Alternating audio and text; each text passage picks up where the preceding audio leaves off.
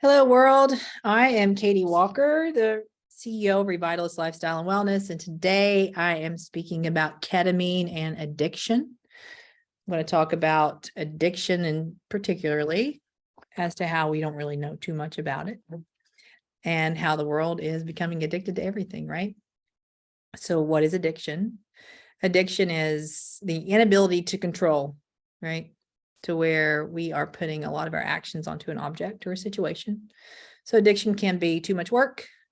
It can be drugs, it can be sex, it can be shopping, it can be eating. Really, if you think about it, probably one of us have had some type of addiction in our lives at some time. And fortunately for a lot of us, we're able to break that consistent nature of cycling, but other times a lot of people cannot break that.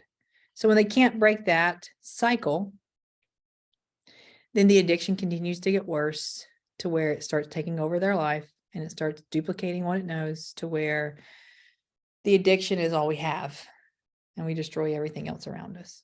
So it's very unfortunate. And then usually addiction sometimes can lead to death. So with addiction, what we're seeing is there's actually much more of a neurologic component to addiction. And ketamine infusions are allowing us, and injections are allowing us to actually address addiction in a very functional manner to where there's tangible aspects that we can identify. So if you go to traditional way of thinking for addiction, to where we say, oh, you're wired like an addict, that's personally a statement that I think is highly unethical. I think people who say, well, you're an addict because the first time you hit something or you took a drink, you remembered where you were, right? And that's your wiring of an addict. Again, I think that's incorrect. I personally believe it's an emotional connection to an object. I believe that there was a suppressed emotion or emotion we didn't really know what to do with. And once we were able to make ourselves vulnerable to an object or a situation, it allowed our brain to address and give whatever substance it needed from a transmitter standpoint. If it needed more dopamine or serotonin or whatever else, or if it needed to even just mute down the anxieties. So most people who drink alcohol, a lot of it's functional anxiety. So alcohol, you're so much braver when you've been drinking, typically.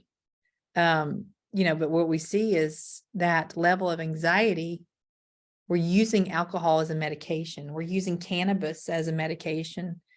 And cannabis is very effective for a lot of aspects, but what happens with cannabis is we'll start actually smoking more or taking more than what we need.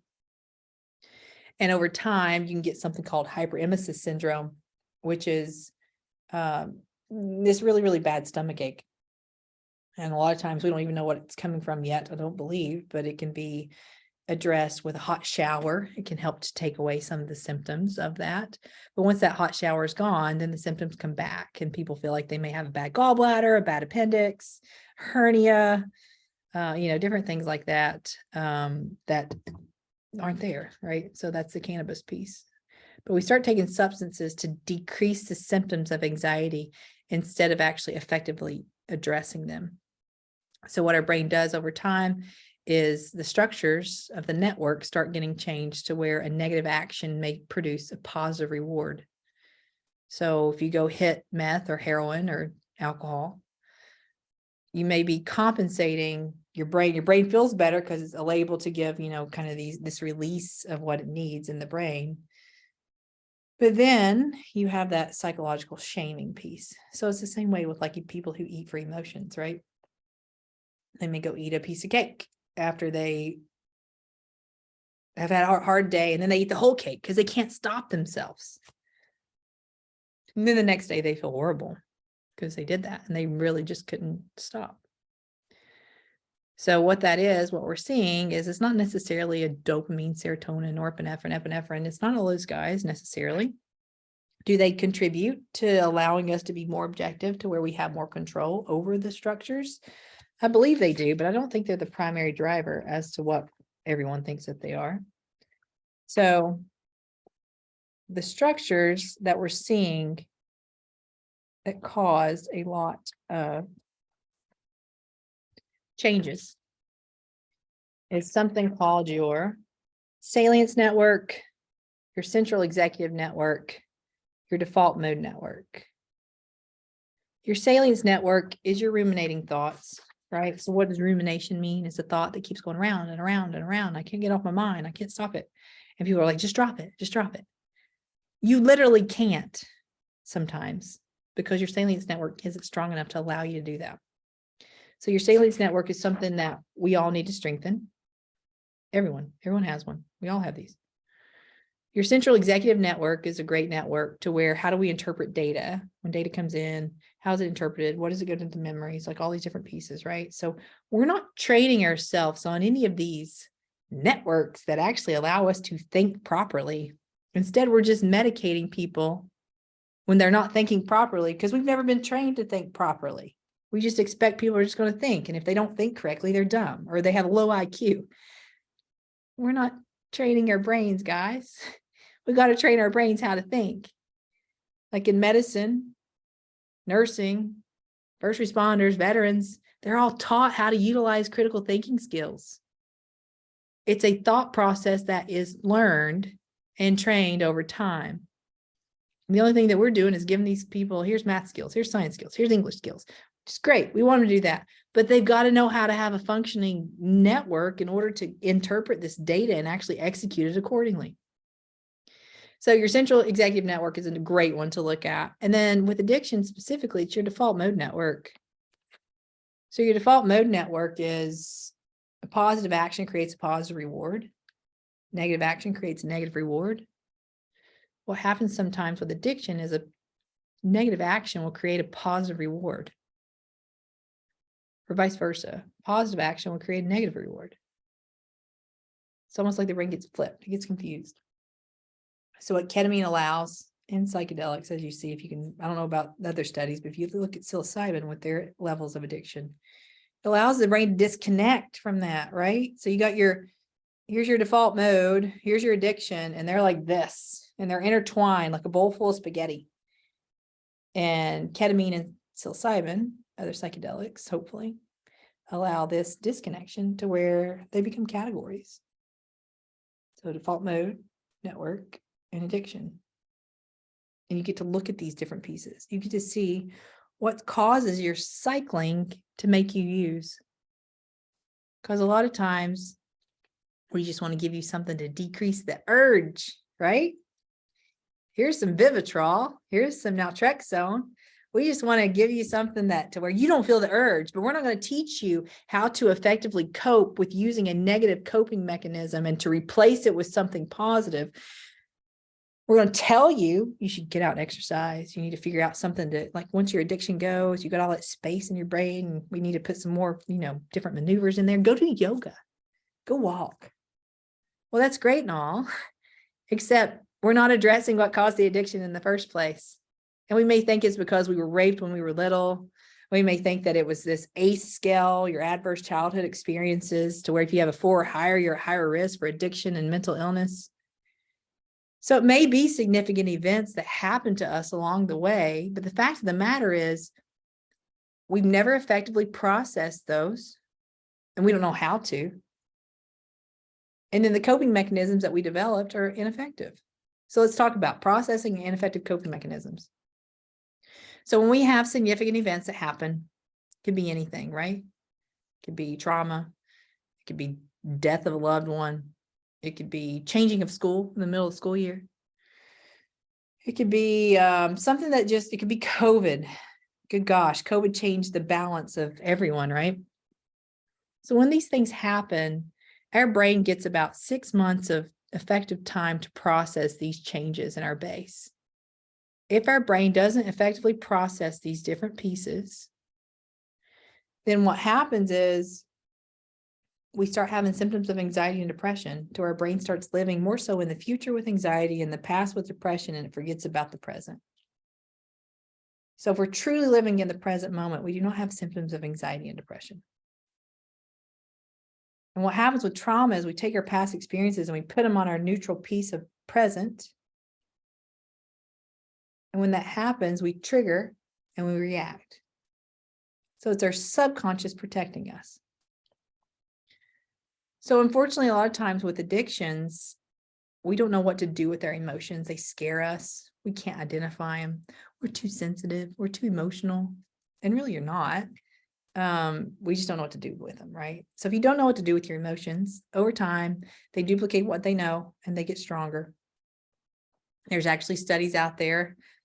Sorry, men, but there's studies out there that show men and women, they have the same emotions. It's the way we're trained. All right. So there's a lot more of training and emotional intelligence that we can have on our emotions instead of just looking at the structures and the physicality of it.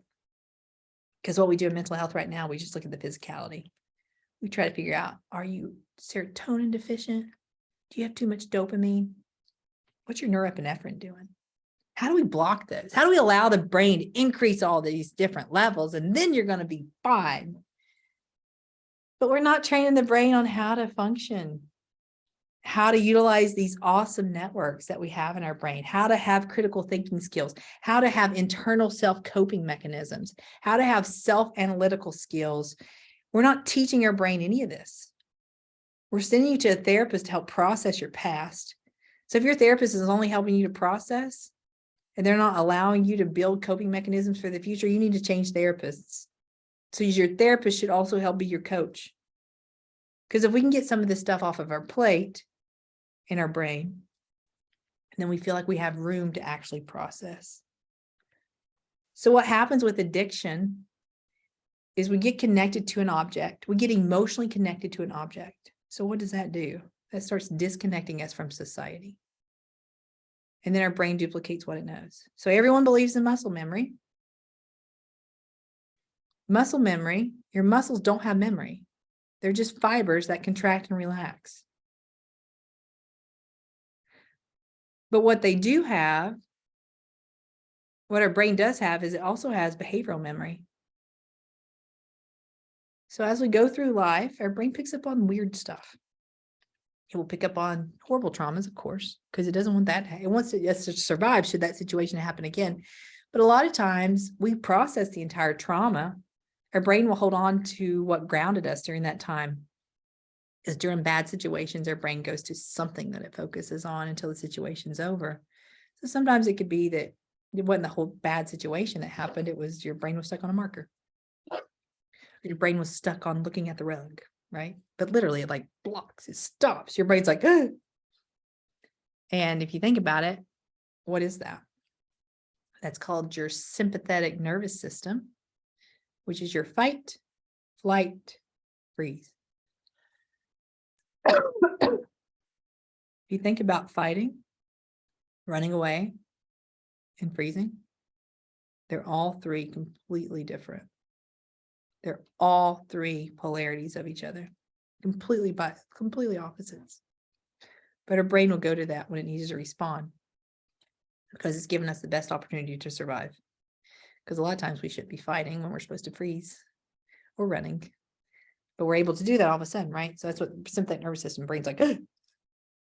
So it allows us to survive that way. So when we get stuck in those levels of something, fighting, flighting, freezing, we don't resolve what caused our brain to get to that conflict in the first place, and the brain will start duplicating that piece. So you start becoming hypervigilant. You start feeling like your skin's crawling. And then we take substances to suppress that. So if we feel more depression, what do? We'll hit some cocaine or, something to actually make us higher. Or if we're up here all the time, then we're going to take alcohol and benzodiazepines and such to make it lower. So we're medicating ourselves, right? With uppers or downers.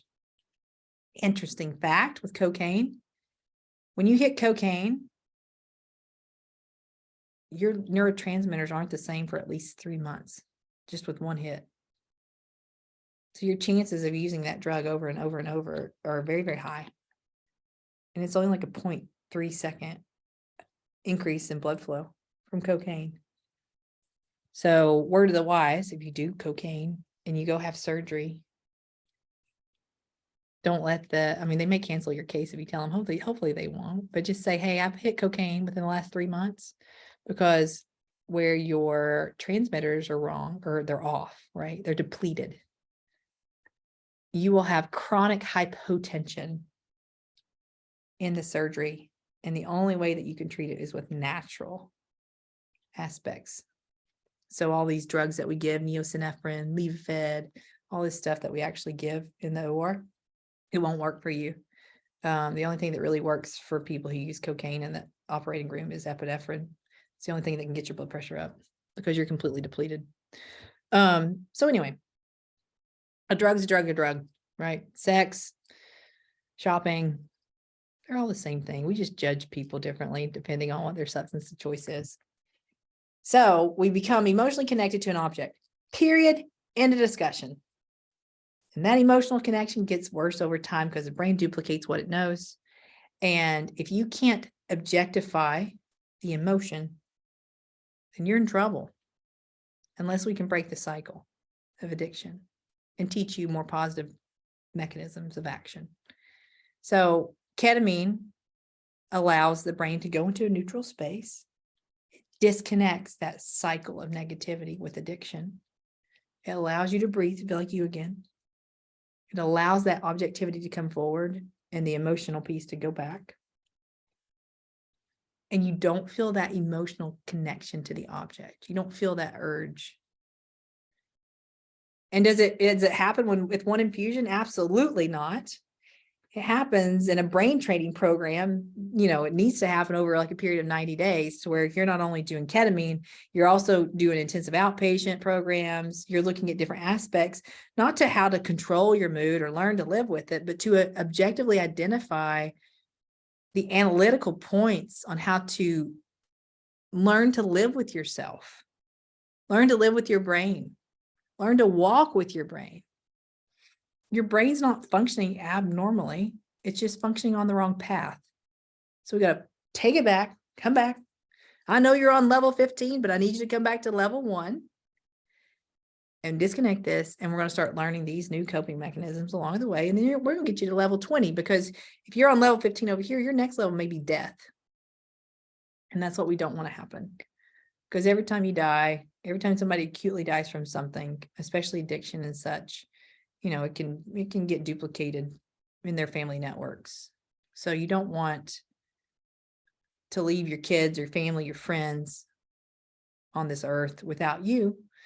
You want to show them that you conquered something, so it doesn't duplicate in your family genetics, and it doesn't duplicate in that family cycling, with the environment and such. So when people say, well, ketamine's been used, people can get addicted to ketamine. People can get addicted to anything. Tide Pods, chalk. Look up pica. See what pica is. People get addicted to everything, right? It's not the substance, it's the brain that doesn't know how to control the substance. So ketamine, there's something in the early 90s used to be called Special K, still on the streets, Special K. It's being utilized in a capacity to where it's either a dose that's 1/300th of a strength, to where it just makes people feel like they're more relaxed, or it's being used in like a 300% increase to where they're utilizing more so as like a cocaine, like a stimulant, right? But ketamine, what we're seeing with the addiction piece, and we're seeing this from great universities, Johns Hopkins, Yale University, Oxford. Everybody's having a lot of really good success, guys. It's the first time we've ever been able to neurologically look at the brain. But with this piece, what we're seeing is ketamine is with the ketamine piece, you put it in that neutral space. When you put it in that neutral space, it allows that disconnection to where the brain can hear, you can hear. So personify your brain. You aren't your brain. Your brain's leading you. If you try to lead your brain, you're in trouble. We all are. We got to learn to work with it, not work against it. And we need to recognize too that our brain's amazing. It's not something that we're meant to suppress. It's something that we're meant to learn and to understand and to incorporate into building the forward future, right? So when ketamine's able to reset that, our default mode network also gets to reset to where then A positive action can create a positive reward, or a negative action can create a negative reward. And I'll tell you, a lot of people who have addictions, they have a very, very high level of intelligence, probably too high for most of the world around them. So they don't feel like they can connect with people. But then they can connect with an object on their level of. So it's it's just a negative thought process. It's a negative cycle. But there's a lot of hope for everyone who has any type of addiction. We all have to learn to regulate. We all have to learn to drop it. We all have to learn that when information comes in and we're interpreting it, are we interpreting it because it's what we've known from the past? Are we interpreting it based on a conceptual, evidence-based fashion as to what data states? Because it all needs to be data. And if the data is not there, then it's an emotional opinion as to what we're interpreting with the data. So 12 steps works great if you're able to hear what they're saying. And also 12 steps, a lot of people with the abstinence aspect, they look at ketamine's falling off the wagon. Ketamine is not falling off the wagon. Ketamine's a medical intervention that's causing your brain to reset itself. So if you look at taking ketamine as falling off the wagon, you can never have surgery again on anything, because we give you products that would make you fall off the wagon, but we're utilizing them in a controlled environment in a medical setting as a medical intervention. It's very, very different than if you go by yourself to snort cocaine or snort ketamine or whatever else. So you're not falling off the wagon. You're actually treating the underlying cause that caused the addiction in the first place, which is usually anxiety that's coupled with depression. So if you're currently living with an addiction of some sort and you feel like something's controlling you and you can't stop it, step back and advocate for yourself. Consider getting ketamine infusions. Recognize that you're a functional I'll say functional alcoholic, but it'll be the same thing for every other level of, piece that comes out, whether it's drugs or whatever else, because you're able to function in an altered state. So it's going to be a little bit harder for you with ketamine infusions because you've got to get to where your brain's leading you, not you're leading your brain in an altered state of consciousness. So ketamine is able to lower your consciousness, increase your subconscious to where you can analyze your subconscious as to why you're using. And honestly, when you're using, you stop increasing your emotional intelligence because you stop having emotions when you're using a substance. Your emotions get connected to the object. So when you get clean and you start having emotions again, those emotions are going to scare you. They're going to scare you because it's the same emotions that you had previously before you started medicating them with whatever substance that you use. So when those emotions come up again, don't let them scare you. Learn to talk to someone to identify these. Once you can effectively identify them, which ketamine allows us to do very effectively, they start getting muted down to where you start feeling more objective and less emotional. And until you can identify that, you're never going to have control of your life. Your life's going to be emotionally led by an object, by substance, and you're never going to be able to reconnect with the people who actually allow you to have love and everything else, right? I mean, love and all the emotions, they're so powerful. But if we're scared to death of them and we're muting them, then we can't enjoy life. So I think every person out there who has some type of addiction needs to understand that now's the time to get the help that you need because you deserve it. Everyone deserves it. So don't let people judge you. Don't take it to heart. They're all going to judge you, right? That's what we do in life. But with the addiction piece, try to recognize that there's more to addiction than what we're telling you. And just decreasing the urge by giving you Suboxone or Subutex or Narcan or Naltrexone or Vivitrol or whatever you want to do. But decreasing the urge, we think that we've won. We've not won. That's one step. Let's then try to increase your skill set to where you can understand the emotional piece again. You can start rebuilding emotions. You can start reintegrating them into your life, and you get your life back because you deserve it. So I highly advise you to look at ketamine infusions. Highly advise you to reach out to your insurance companies, to where your insurance companies should be covering these infusions. This has been going on. Ketamine's been given for the last 53 years. From an infusion capacity, it's been given for over the last 20 years. We have more data on ketamine that's unbiased across the world than any other pharmaceutical agent that's out there. So encourage your insurance company to cover this because the efficacy is about 80% or greater. And until that happens, we're asking people to pay out of pocket, and insurance companies will cover other pieces that aren't nearly as effective because of the political realm of it. So this time, customers of insurance companies, call your insurance company. You're their customer. It will save them millions of dollars a year. And look at getting help for addiction. Call ketamine clinics. Because it's not the addiction that's controlling your life. It's the underlying moods that you try to activate or deactivate with the substance or the object previously.